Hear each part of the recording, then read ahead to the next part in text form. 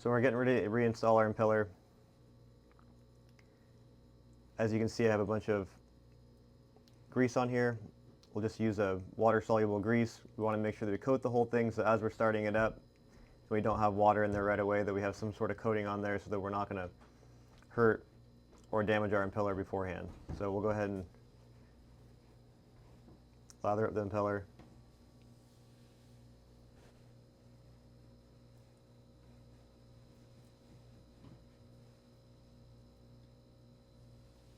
Make sure to not only to do the vane to the impeller, we'll also do the ends of it.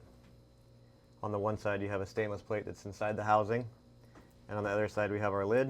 So we just want to make sure that we provide a slippery surface until we have water in there to work as a lubricant.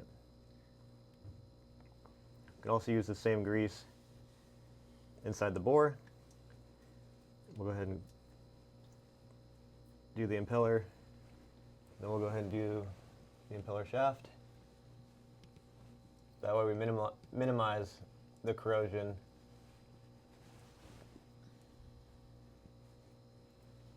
It's going to take place between the impeller and the shaft.